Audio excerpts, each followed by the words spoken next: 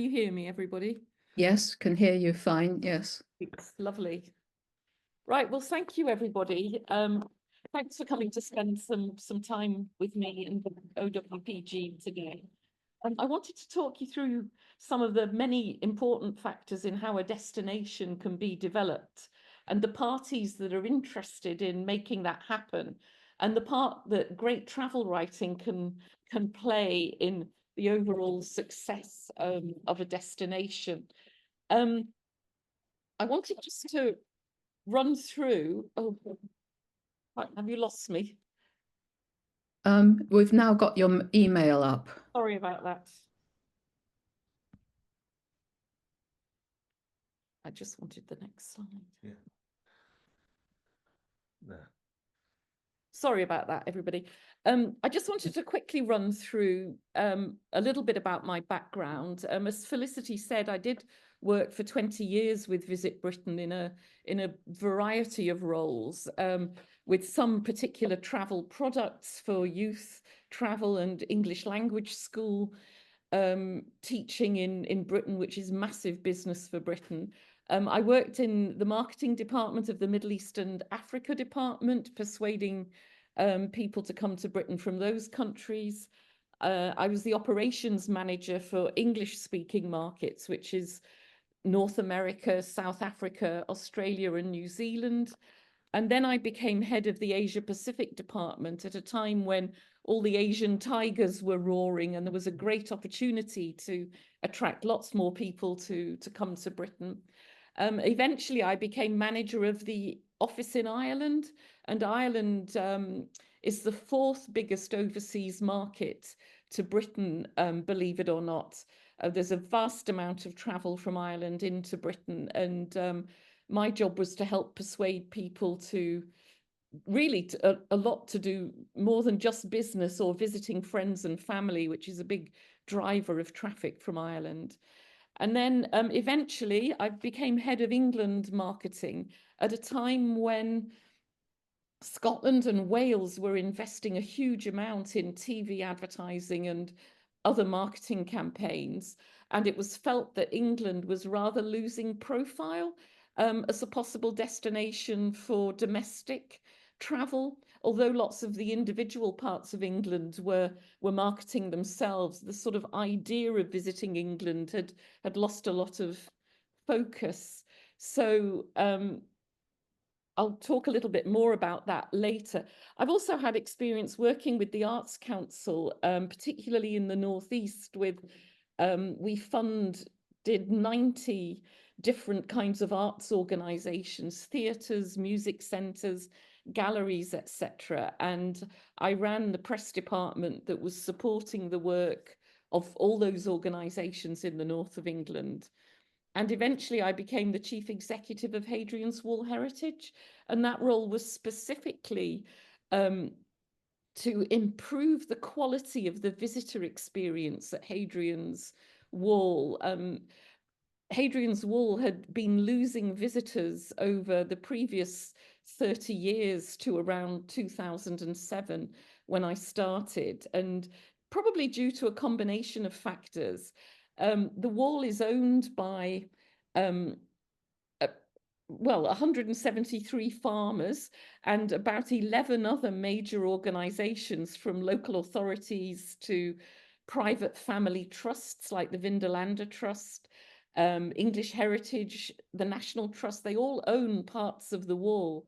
And there had been a weakening of the image of the whole destination, because as certain owners of forts or visitor attractions could invest more strongly in marketing their bit of the wall, people were losing sight of the whole of the Roman frontier. So, you know, just to use an example, many people would go to Housesteads for a quick afternoon visit, but nobody was going over to Carlisle to see what was, you know, the major operations centre for Hadrian's Wall, for instance. So we invested millions actually in upgrading the museums and the interpretation within the museums and creating much stronger stories and reasons for people to travel to different parts of the World Heritage Site. And latterly, I became head of culture and tourism for the Tees Valley, which is not what people would call a natural destination in England. It can be seen as quite industrial, but there's a huge potential there because the place has a vast amount of history and heritage. But also, for instance, it's a great place to do water sports. There's surfing in Saltburn. There's lots of boat trips off Hartlepool Marina. For a while, it had Britain's only whitewater rafting centre. So, there's always things that can be brought to the fore with the most unlikely of destinations, really. And lately, since I've retired, I've done various bits of consultancy here, there, and everywhere. So what I wanted to cover really was how, in the background of tourism, what are the partnerships that come together to make a place that lots of people might want to visit. And every destination has a unique combination of attributes. It might be the heritage, the culture, the attractions, the outdoor activities, the landscape, the nature, and all of these attract different audiences and different demographics of people. And the usual partnerships that get together to really build the idea of a destination are the commercial interests, like the hotels, the transport companies, the attractions, the places to eat and drink, people offering, guided walking, guided tours of nature, etc. They all have an interest in more people coming to the destination. Working with those are usually the tour operators or travel agents. Nowadays, a lot of people book things directly online, but there's still a role for tour operators and travel agents to put packages together for people. And lots of people really like the comfort of having had someone else organize a whole trip for them, something that they know will slot together smoothly. And then you have in many destinations the tourist board and its members. So most parts of the country and all over the world have a tourist board. The members are usually the hundreds of smaller businesses like bed and breakfast, self-catering, cottages, hoteliers, the attractions, who often pay a small annual fee to be part of the tourist board, and that enables the tourist board to run a team of people who can run marketing campaigns, the PR opportunities, work to help businesses improve their customer satisfaction and improve their customer experience. And sometimes then the biggest partner overall in all of this work happening, and across the country, there are many ambitious economic development agencies, combined authorities, or local government, local authorities who want to see their destination improve. They want to see more visitors coming, people spending a longer period of time, and ultimately spending more money. So together, working together, and this is a symbiotic relationship between all of the partners, you can have a whole which is much greater than the sum of the parts all working separately. And generally, this is how most parts of the country are approaching the work and the investment that's needed to build a destination. It's the relationships between that destination development work, which can involve improving the actual experience for visitors. Hotels invest in nicer rooms. Everybody generally is trying to offer the best kind of experience for people. Likewise with the transport, our food offer has increased and improved massively in Britain. Our accommodation has improved. Attractions tend to offer better interpretation and a better experience. The visitors need to be attracted to all of that. And of course, as the gentleman was mentioning, you might want people to cycle or to walk or to take the train or the bus more than drive to your destination. Visitors often need to be managed in very busy destinations. They are looking to experience a great time, and ultimately they will be spending money in the destination. So the travel writing element of the work that the destination development might encompass is absolutely critical, because it's one of the most important ways of influencing people to either become aware of a destination for the very first time, or to remind them of a place they already know about, but perhaps to see elements within the destination that they've never experienced before. So it's this critical combination of the destination development, the visitors being attracted, and a lot of media communication and writing, which can build economic success and help build a destination over time. And the reason that obviously a lot of investment goes into this kind of destination development work is because the greater the economic success, the more jobs will be created in that part of the country. And that's obviously important to many people. When you're working with any kind of tourism organization, a tourist board or a tourism management organization, inevitably they will have done a vast amount of research into the existing market that they have. Who are the people who are already visiting their destination? Because obviously the destination has appeal for certain groups of people, but they will have also done research into national demographics, and they want to understand where the potential growing markets are. You know, has there been a growth in family travel, a growth in people wanting to really spoil themselves and have a luxury spa stay? Has there been a big growth in cycling holidays or walking holidays?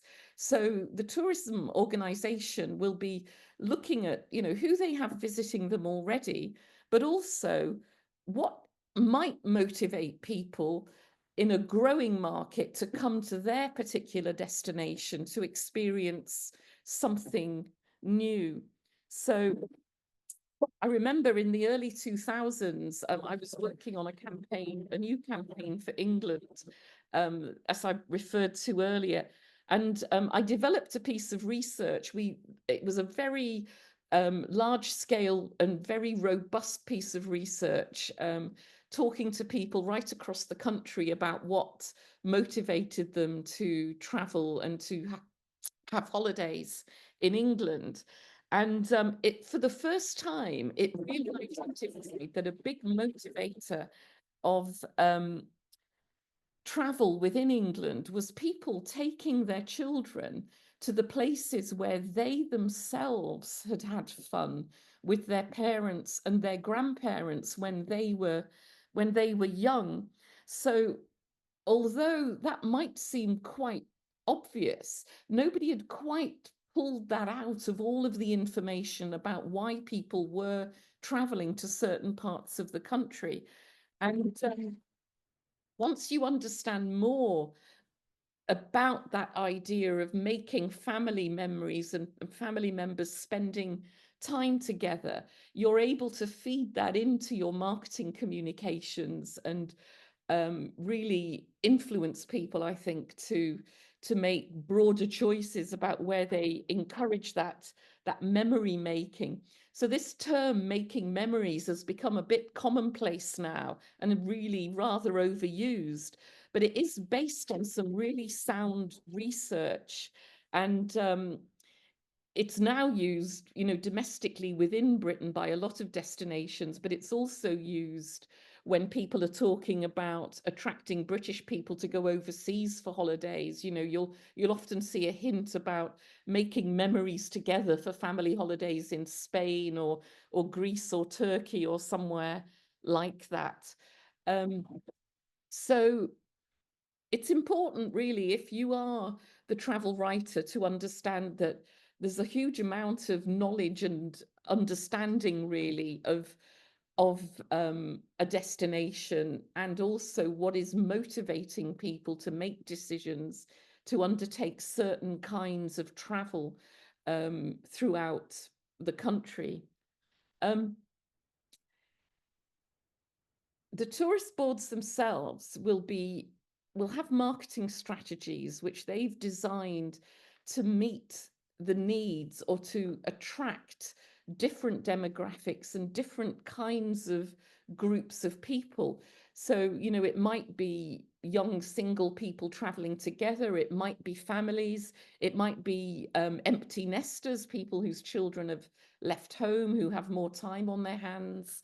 It might be not quite so age related. It might be the demographic around people who want excitement and adventure, and they can be people of any ages.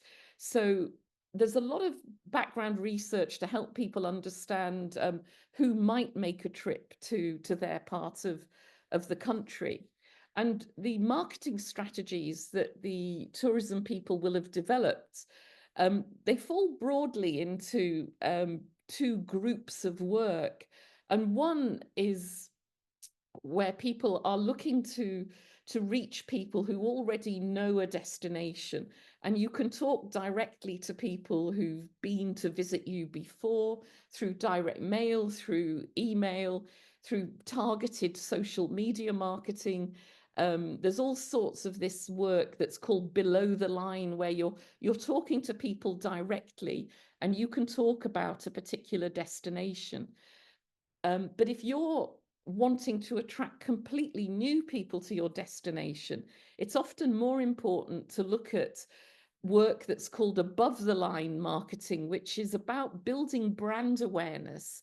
It's using broadcast media, TV and radio. It might be print advertising, outdoor advertising, and it can also be social media advertising, the more generic kind, that's attached to all sorts of different, websites that you might be looking at. And it's important to understand that travel writing can support both of these kinds of marketing work. So sometimes travel writing, it needs to be nothing more than inspirational. It needs to be talking about a new destination, to be excited about a new destination. It's fantastic if it's aligned with the content of the campaign and it's reinforcing the messages about a new place to visit and helping the marketing campaign reach new demographics, new audiences. But equally, when you're looking at very targeted work, travel writing can support much more focused communication that's telling you about maybe specific hotels or new attractions or new experiences, new ways of experiencing a destination that you visited many times before. And often in this category, you'll have hotels who are offering special rates for particular times of the year.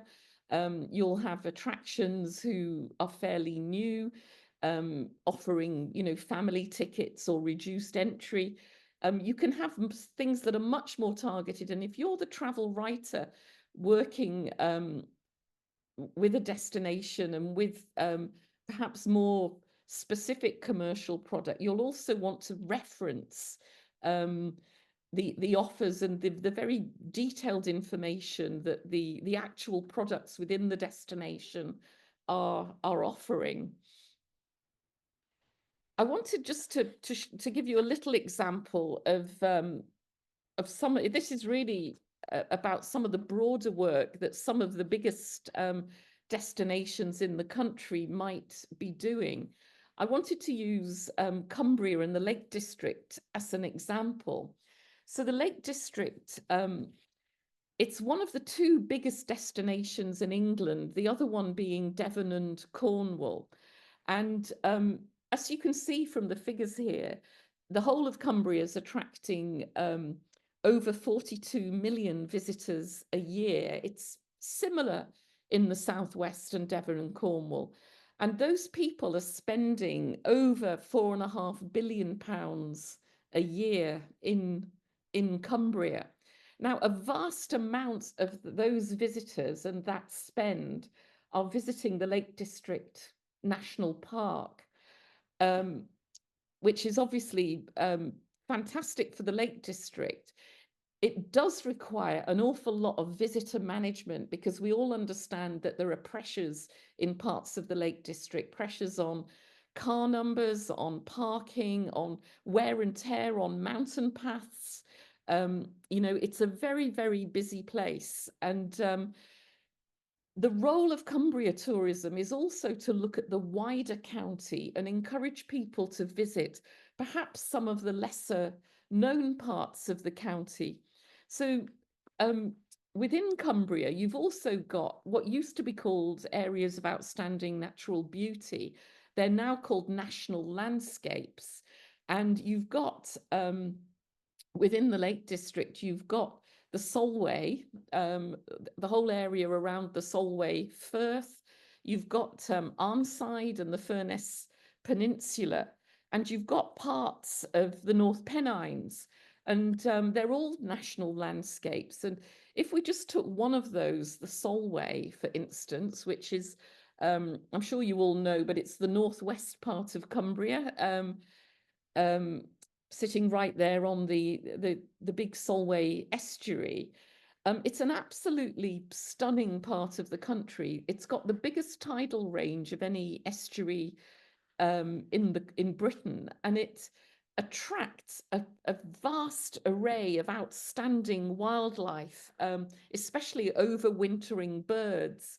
And there's a huge market there. As we all know, lots of people are bird watching. They're going to study bird migration, and it's one of the core markets for that part of the country. But it's also a massively historic area. So the whole of the Hadrian's Wall Roman frontier runs not just to Bowness-on-Solway at the western end of Hadrian's Wall itself, but the Roman frontier runs down through Maryport and right down to Ravenglass in southwest Cumbria, which is actually back in the Lake District National Park. So the Romans were defending that whole frontier, and there are mile castles and forts, the huge fort at Maryport. All of the infrastructure of Hadrian's Wall can also be found on the west coast of Cumbria.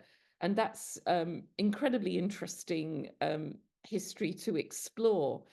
And it was also, the picture there of the huge church is Home Cultrum Abbey. And this was part of one of the largest Cistercian monasteries in the country. And the whole area is, it was incredibly, Robert the Bruce's father is buried at Home Cultrum. And the monastery was the largest wool exporter in the whole of the north of England at one point. So there's a lot of associated heritage with the abbey there, and the whole region of the Solway that the monks were managing, I suppose. And I just point this out because when you look at the visitor numbers associated with this part of Cumbria, first of all, it's quite difficult to separate just the Solway Firth from the whole of the old local authority area of Allerdale, which also covers Keswick and Cockermouth. But you can see that in the Allerdale area, there were 7 million visitors and just under £800 million of visitor spend. But a lot of that would have been in the Keswick, Cockermouth, Skiddaw, Newlands Valley part of the Lake District National Park. So the numbers on the Solway Firth are much, much lower. And therefore, if you can build a bigger profile for a part of the country like this, you know, a much lesser known part of Cumbria, um, you are really going to be able to influence the the economy of that local area. So, just as an example, broader research across the whole country indicates that if you can increase visitor spending by up to £54,000, you will create one new job in that area. It could be a job in a hotel, it could be a job in an attraction, it could be a job in a restaurant. So this is why the economic development people are very keen to see how much is spent overall by visitors, because you know, every so much spend, every sort of 50,000 will create a new job. And that's obviously incredibly important for the local economy. So, you know, my last word on the Solway is that I think it has some of the most spectacular sunsets in the whole country. And when you've seen the whole of the Solway Firth glowing red at a brilliant sunset, you do sometimes think, is this the most beautiful part of the world? So many destinations or relatively unknown parts of Britain have a great opportunity to build bigger markets just through a stronger understanding of the we call it the product, you know, but it could be the nature, the landscape, the heritage and the culture of an area, and finding the people who are most interested in those elements of being on holiday or traveling. So if you are the travel writer and you are working with that whole partnership of people, or just the tourist board, or just the PR agency that may be working for the tourist board, it's really important when you receive an invitation to experience the destination to maybe ask yourself some of these following questions. You know, you can question the position in the campaign timeline. Why have you been asked to go to the destination at this particular moment? Is it because there's a broader marketing campaign underway or about to happen? Or is it because they want you to be part of the awareness raising of a relatively unknown part of the country? Or you can ask them, are you going to be part of encouraging the response to the marketing campaign and decision making by potential visitors to actually make a choice, you know, book a hotel, book some transport, and visit a particular destination? If you are the travel writer, it's really important that you understand where in the overall campaign this work that you're going to do might sit. It's really important if you ask about the levels of partnership support, because lots of travel writers may have been commissioned just by one glorious hotel, or they may have been commissioned by a whole destination. And it's really important that you understand perhaps which airlines are involved, which train companies, bus companies, hotel chains, self-catering companies, which attractions, who is it who's working together to help build this destination, because they will want to see their products reflected in the work that you do. And also, if you can ask about the target market for the work that you've been commissioned to do, you know, who are the people that the destination is trying to attract? Are they existing visitors? Are they completely new visitors? Are they families? Are they people seeking adventure? Are they people seeking luxury and relaxation? You know, because we all deserve to spoil ourselves a little bit sometimes. The more that you understand about the kind of market that the destination is trying to attract, the more your writing will hit home and really have a bigger impact. And then, of course, it could be that you're already working for a newspaper, a magazine, a particular website, or you might be pitching your own commission to a destination because you'd like to visit somewhere, or you see the potential to make it better known, or you feel that the destination has some exciting elements or landscapes or experiences that could be well served by more exposure. So really, this is about you really asking questions and thinking about the work that you've been asked to do, and making sure that you really understand where in the campaign, who are the partners, who are the potential audience for the piece that you might be writing. And your writing, it might be there to persuade people, to encourage people, or to convince people. If you're the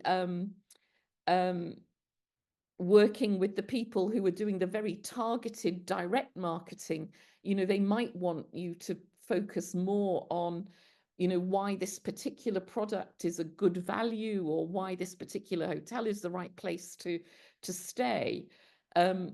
But they might be just wanting you to encourage and to inspire people to make a brave choice visiting a new country, a new destination.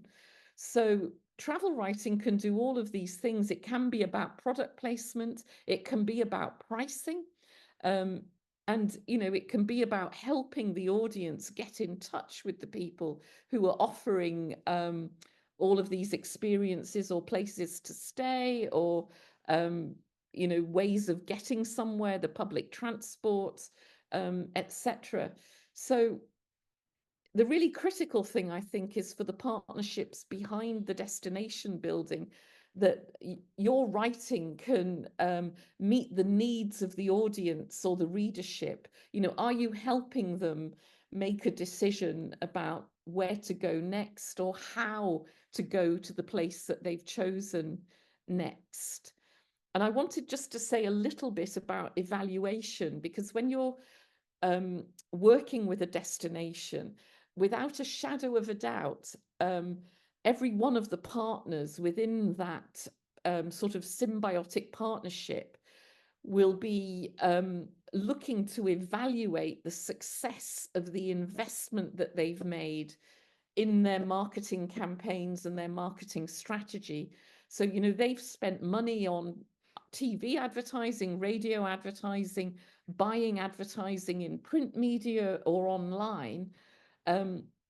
They've spent time and money working with writers and with journalists, because there's always a cost to these visits. And although lots of parts of a destination will be happy to offer room nights, or a chance to visit an attraction, or lunch or dinner free of charge, often not all of those things are free.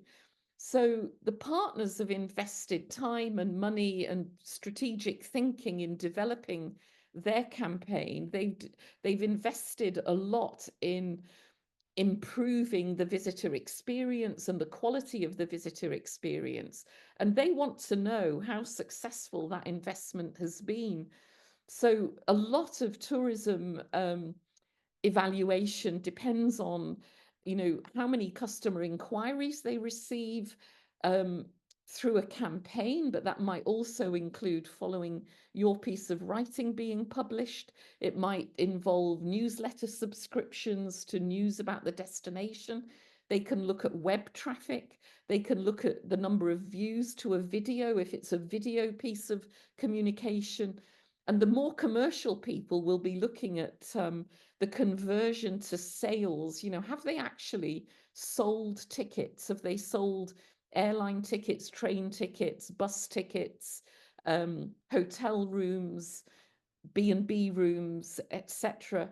That's all of that information tends to come together, and it's required really before those destination partners are able, because a lot of them are spending public money, before they're able to come together and decide to, run their strategy a second time, have a third year of a campaign, they really need to understand how successful the work they initiated in the beginning was. And your travel writing will be part of that evaluation. So it's important when you're if you're looking to be commissioned, it's important that you really, really talk to your commissioners or the tourist board. You ask about, who they're expecting to reach, who they'd like to reach, where they're trying to build more business, and hopefully your writing will meet the right audience, or you can focus your writing to adapt it to meet the audience that the broader campaign work is really hoping to attract. Because often it can be a campaign is perhaps suggesting a lot about visits by families, but if you're writing about exciting adventure for individual people or groups of friends, it's going to be at odds with the broader communication messages that are going out around any particular campaign. So I just wanted just to say a little bit about that partner's satisfaction level, because if people are getting more bookings, and if the research shows that people are staying longer, for instance, with Hadrian's Wall, we were able to persuade people to begin to stay for 1 night or 2 nights or 3 nights, because the information told them that there were so many more Roman forts along Hadrian's Wall, that if they were visiting Housesteads, they could also visit Vindolanda, they could also visit Arbea at South Shields, or Segedunum at North Shields. They could also visit Cumbria, which is the lesser known part of the Roman frontier, and find great information in places that they'd never thought of. So over 3, 4, 5 years, you begin to see that the visitors are planning a longer stay. So these are the kind of things that make the partners very happy. So people staying longer on average is a great indicator of success in terms of building a destination. And also, are they buying more products? Are they going to more of the attractions? Are they having more lunches because they've stayed longer? And inevitably, people, yourself, if you're in any destination for any period of time, you're more likely to spend money there than if you've just had a fleeting visit for an afternoon. And although it always sounds a little bit crude to talk about people spending money, at the end of the day, it's why a lot of destination work takes place. People genuinely want more people to experience their culture, their heritage, their landscape, their exciting walking tours, cycling tours, etc. But they're also looking to see that they can create more jobs for local people and create a more sustainable destination where people, can live and work and have a good quality of life, because the tourism element is part of the overall economic mix of a particular part of the country. So when the partners are happy that these things are happening, they feel that their work and time and investment has been, the right thing to do. Then you are more likely to get repeat invitations to work with any particular destination. Because, the one thing that is absolutely fantastic when you work in tourism or a destination development is a writer who really, really understands your destination and really knows how to communicate its strengths to the right audiences. So, it's always a fantastic thing to be able to work with writers who really, really, really understand what's special about your part of the country or your destination. And often that can take several visits until, the nuances of the special welcome that certain people can give to visitors, you know, the really unusual experiences, the really personal experiences. The better you know a destination, the more you're able to communicate its strengths to a wider audience. And I think you would definitely be commissioned to do more work on that basis. So I just really wanted to end it there. It's about, you know, travel writing. It's an absolutely critical part of that portfolio of work that helps build a destination. But if you are the travel writer, I think understanding those other drivers will make you more successful as well and help you build a bigger audience for your own work. So, you know, that's just a thank you from me, and I'm really happy to take any questions if anybody has any. Thank you very much, Linda. Perhaps you'd stop screen sharing and we'll see if we've got some questions.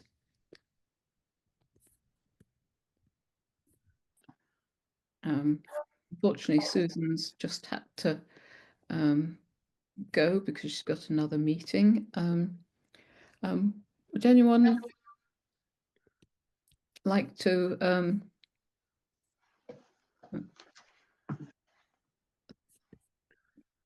if you'd like to unmute yourselves, you're welcome to.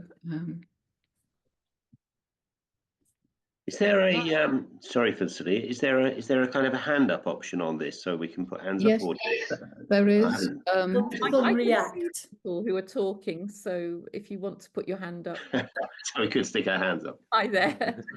Yeah, Julia's got her hand up, so she's got Okay. a question. Yeah. I've got several questions, but I'll do one at a time.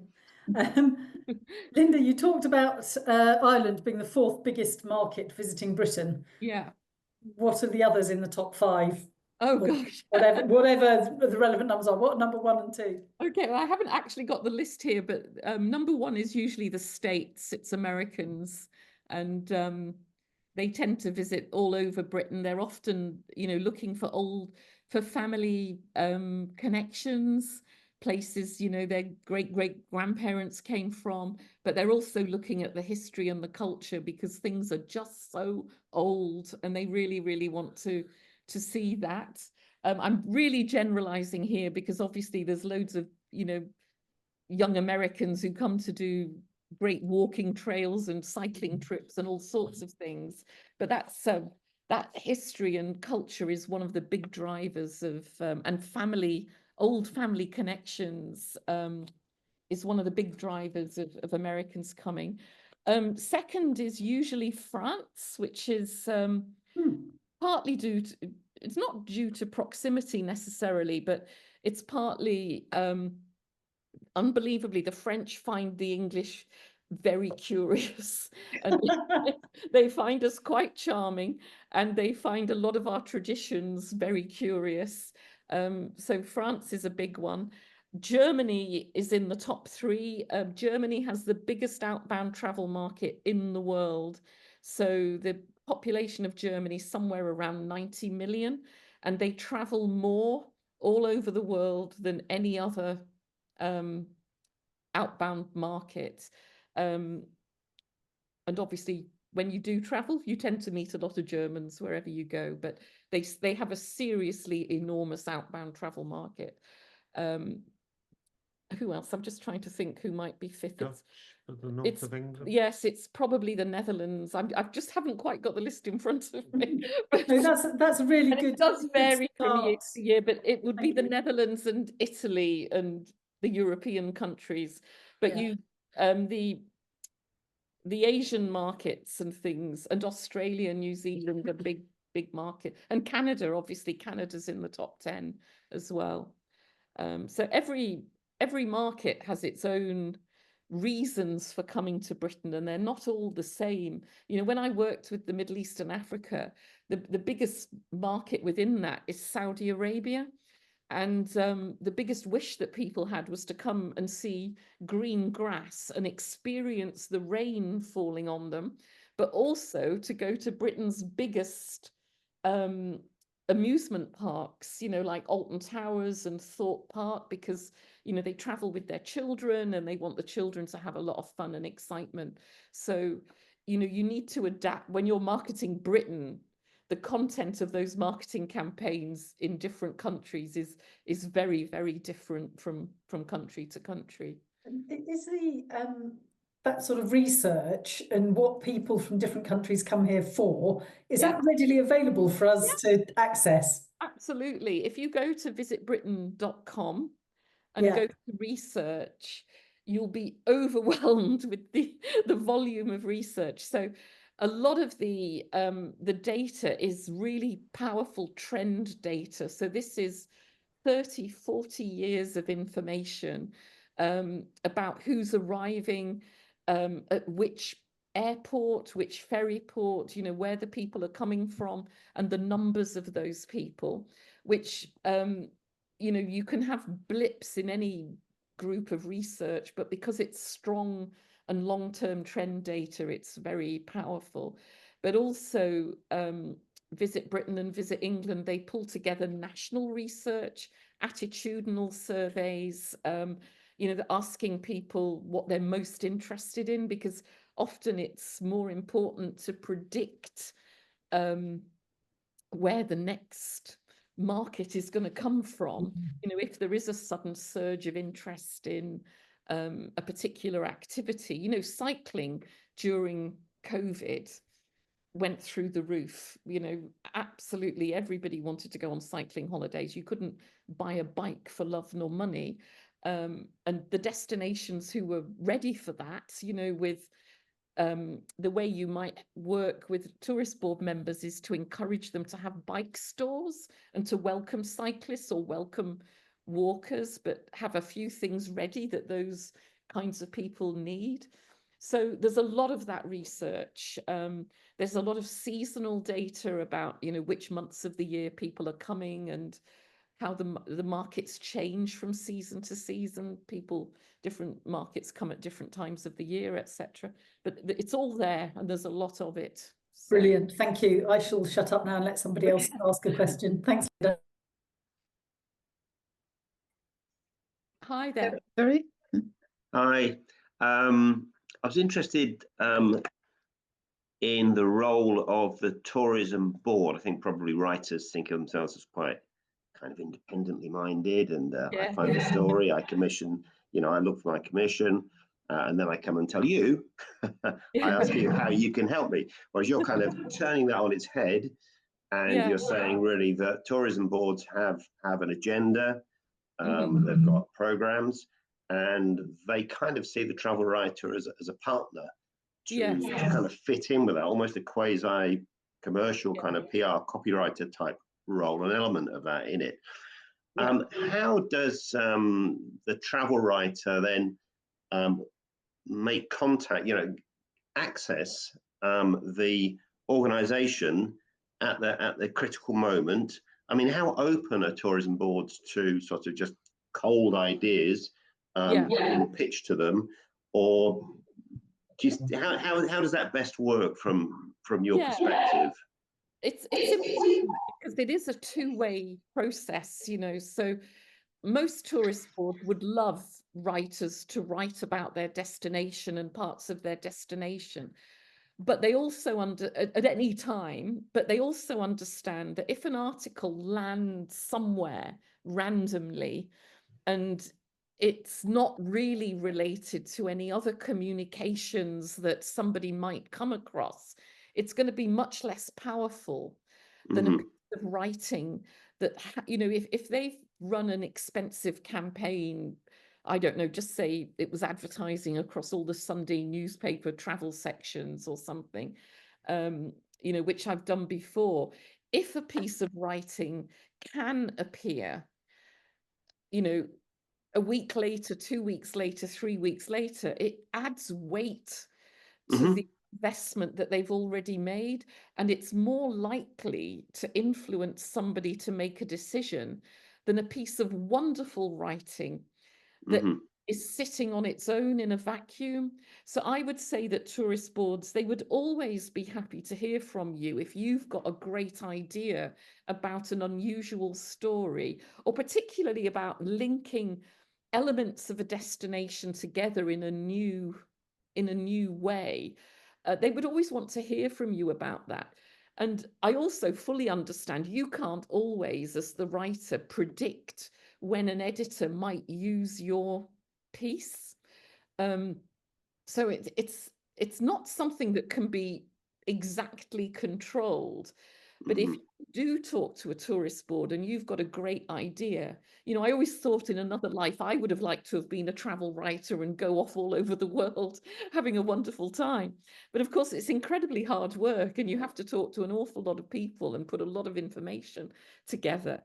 But if you've got a great idea, that all of the British tourist boards can be found easily, you know, they're mostly regional now. And you can find the address and you must speak to the press manager or the press officer, or ask who their PR agency is and speak to them. But, you know, people do have fantastically different ideas. They would probably be more than happy to support you, but they would also want you to understand what is the bigger market that they're trying to attract overall. Because if you're a nature destination, say like the Solway Firth, for instance, because, you know, it really is one of the great bird watching parts of England, but probably not that well known for that.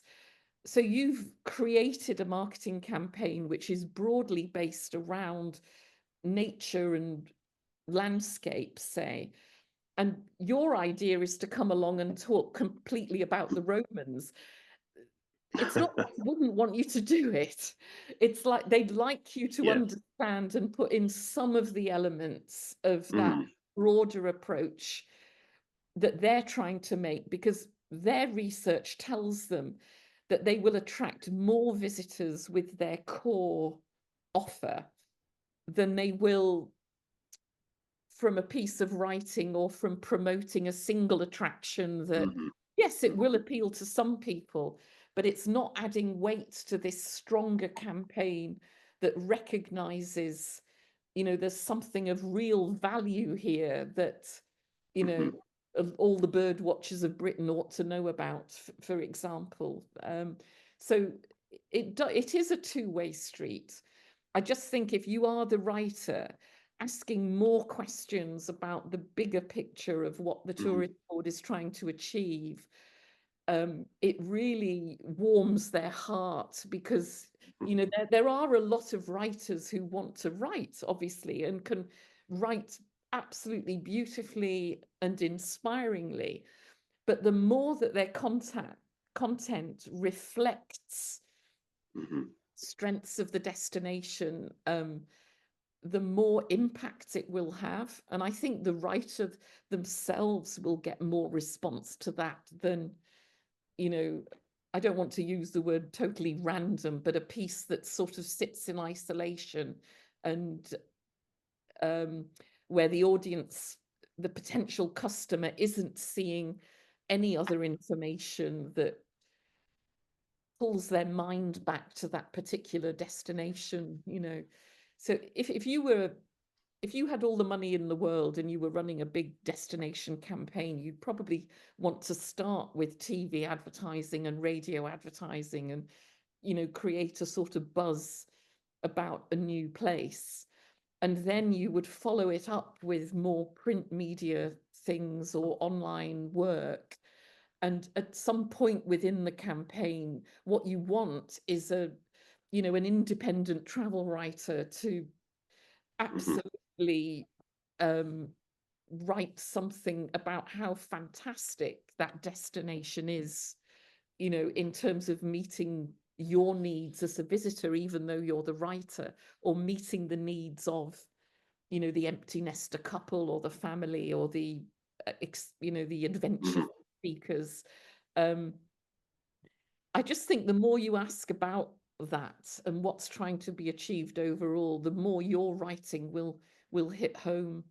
You know, it's not that we haven't all been, you know, I read something at the weekend, something that I didn't know about. So there was a piece in one of the weekend papers about Paris, and it was about taking a river trip from Paris to Rouen. And it was what you would see on the way. And I didn't know. I've been to Rouen and I've been to Paris, but I never even thought about canals in Paris. And I didn't really know about the landscape that you'd go through. So it kind of raised my interest a bit. But I think I'll have forgotten about that shortly if I don't see something else. As it was a Viking Cruises backed piece of work, you know, Viking River Cruises who advertise on the TV. So there was somewhere to go to look and look at a particular cruise or whatever. But, you know, it was just interesting, but it would be so much stronger if I then met, you know, word of mouth is one of the most powerful things in terms of travel persuasion. So you might read something interesting, but if I met you next week and you'd been on that cruise and you told me some things in greater detail, I'm even more likely to make a decision to go. So, you know, one of the most important things in terms of brand building for a destination, because everybody wants to have a really strong brand, and you know, that really reflects the things that are inherent in that destination. So, you know, people think the Lake District, they think lakes and mountains and walking, you know, for example. They also might feel that they might feel healthier when they're there because it's the big outdoors. And Yorkshire has a particularly strong brand as well.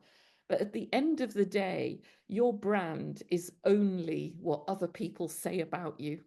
You know, as a tourist board, you can want to say many things about your fantastic destination, but if that's not reflected in what actual visitors say to their friends when they get home, then you haven't quite built your brand as strongly as you think you have. You know, the actual experience of people has to meet or exceed their expectations.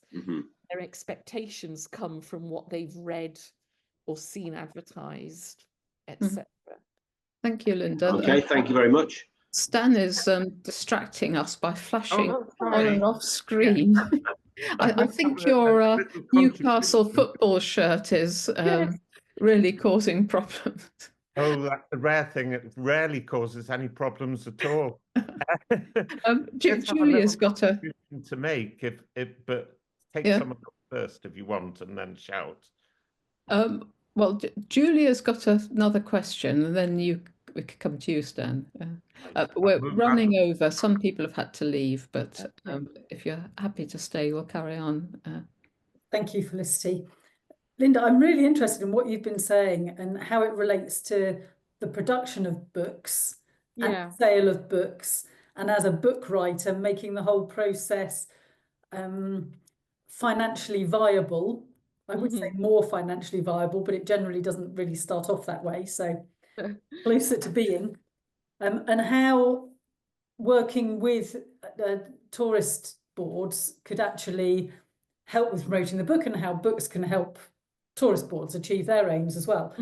So in the last month, I've been on the radio, and I've had an article in the Scotsman, and I've had an article in the Yorkshire Post about books that I have written, but they have been associated with the launch of the book, and not what anybody else is doing in relation to those destinations. And I'd never thought about the benefit of finding out what are the promotional priorities, what campaigns does the tourist board have planned, and how can my existing books, all of them to be launched, fit in with that, because it doesn't have to be a launch. It can be any other time that your books and things that I write that link back to my books could fit with that, and the support could then work both ways. Have you ever known a tourist board work with people who are writing books based in that area? Yeah, I think it would be I've never really known a book to be commissioned by a tourist board. That's kind of not what they would see themselves doing. But they would provide all of that background information to you, you know, because they want everybody to know what they're trying to achieve. And I think if you did communicate with the tourist board, most of them are working with tourist information centres in, various parts of the country. Of course, the numbers of those TICs has reduced drastically over the last 10 years or so, but they do still exist, especially in the really strong destinations like the Lake District and Yorkshire and Cornwall and Devon and places. I mean, they are all over the country still, but it's I think I would be thinking, if I was writing the book, I should learn all of that background, just so that, because often they might know things about what people are doing that you're not aware of as a writer, because people are doing all sorts of things in great numbers in different parts of the country. And you might just not know about that because nobody's really writing a lot about the research and the facts and figures about destinations. You tend to go somewhere and get a feeling about what other kinds of people are there and what they're doing. But there may be a lot more to it, than that. So I think it's worth talking to the tourist board. What I do know is, for instance, Cumbria Tourism, they are the sponsors of something called Cumbria Book of the Year. And so they run a competition, and I think other parts of the country do this. Stan has actually, won prizes before in this, but they invite entries every year from people who've written a book. And it can be any kind of book, not a travel book necessarily, but a book that's based on something to do with Cumbria. It doesn't have to be solely about Cumbria, but it has to be, the majority of it has to be about Cumbria. So they see the value in having more books written about Cumbria. I mean, the one that won, I think last year, was called 40 Farms, and it's actually about farming life all over Cumbria and how varied that is, and it's a beautiful book, beautiful photography, etc. But all kinds of books have won. But what it does do is it raises the profile of a lot of books. There's usually maybe, I'm just trying to think, probably 80 entries a year into 6 or 8 categories, which are then shortlisted. And at the award ceremony, there'll be probably 18 to 24 writers with their books who've been shortlisted, and then somebody wins the prize, So I think other tourist boards probably do something similar. And they would also have the power to make sure, if they thought your book was meeting the needs of potential audiences for the destination, they would definitely support it by making it available in places, within the county that they might manage or control. It's harder to do that, obviously, and they would love it if somebody who'd written about Cumbria, they could make people in Devon write books about Cumbria, but life's not like that. But what you can do is achieve more sales in the place where that book really resonates. And I think the tourist board would support you by letting you know which outlets. And there would normally be one for a county, would there? Because I know there's Visit Wales, for example. Yeah, I'm not aware of any other more local ones. Yeah, there's probably a Visit South Wales and a Visit North Wales and a Visit, Marvinshire. It's often county based if there isn't a strong, coherent destination. I'm just trying to think of an example. For instance, the Peak District crosses 3 counties and used to have its own tourist board, although I think now it's shared amongst the 3 counties a little bit, which isn't always very coherent for a visitor. And for instance, with Hadrian's Wall, we became the tourist board for Hadrian's Wall across 9 local authority areas, and of course the Hadrian's Wall brand is much stronger than Visit North Shields or, Visit Brampton or something. So it does tend to work, and tourist boards tend to gather around strong destinations, because originally it was only the most visited places that had a tourist board. And one of the reasons for that is most tourist boards now get very little public funding. So their income comes from their members. And so, for instance, Cumbria Tourist Board has over 4,000 members who all pay £400 a year, and they can run an organization, you know, and develop marketing and PR on the back of that. But lesser known areas, if you took, say, Lincolnshire, there will be a Visit Lincolnshire, but it's unlikely to have as many members because the density of hotels and accommodation and attractions is weaker.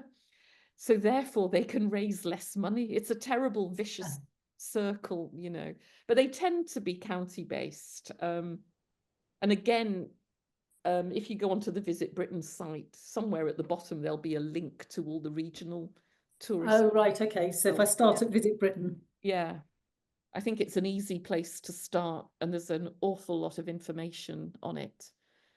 And if you did, anyone who's interested in an overseas market, so if you're a destination and you want more Dutch visitors, the Dutch are fantastic visitors to Britain because they like to go into things in immense detail, and they visit much lesser known areas than, say, Americans. You know, they're really willing to do the hard miles and find the tiny villages and the lesser known restaurants, and they do all of the research to support that.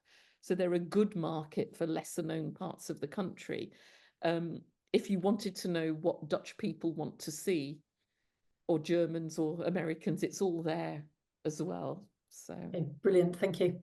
Okay, that sounds useful. Yeah. I'm not sure if anyone else has got questions. I've got one quick one. What's the balance now as far as tourist boards are concerned in terms of being interested in having either print media or online media, or, you know, influencers, you know? I think we've found, as mainly writers, there are more influencers who seem to be getting press trips and things like that. You know, are they valued same or more by tourist boards? I think I mean, I know that tourist boards, they want influencers who are famous people, do you know what I mean, or who have huge online followings, because obviously they feel they're going to get their message out to many more people. But if you're on Instagram with, you know, some stunning photos of a place, I don't think you can communicate the whole of what a destination might offer you, or offer somebody as an experience and a holiday. So I don't think most tourist boards would ever turn down a really well followed influencer, but they're incredibly aware that the subtlety of the communication that goes out in that way is very narrow, and it's not really explaining the whole experience of a destination or its strengths. I mean, I'm sure there are, I keep going back to bird watching, but there are probably bird watching influencers. And if that was your target market, you would want that writer to come and visit. And the thing with social media is it can play a part, and writing for social media, it can play a part in every part of a campaign that a destination is running. But a lot of online work is very focused, you know, and they've got to choose which websites to be on. So they're already narrowing down their potential market, whereas broadcast print media that people might come across in different environments, or radio or TV if people can afford it, which is rare, you are reaching the broad population. And I think a lot of online work is very focused and much narrower. So they'd be conscious of running adverts or encouraging writing to sit next to particular websites that they felt their potential markets might be looking at. But I think in their heart of hearts, to be able to afford more broadcast, this kind of above the line campaign is what they would really like to achieve, but it's very, very expensive. So a lot of their spend has to generate responses, and it pushes their investment towards the more targeted below the line work, because it's what they can afford, because you can do search engine optimization relatively cheaply, much more cheaply than, you know, buying an advert in the Times travel section or something. So, you know, in some ways it's a cost dynamic that's working. And it's not that they wouldn't prefer to have the more influential written piece in print media,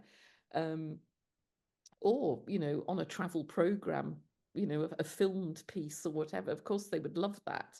But often economics dictates that their spend and where they appear is more focused on targeted online sites.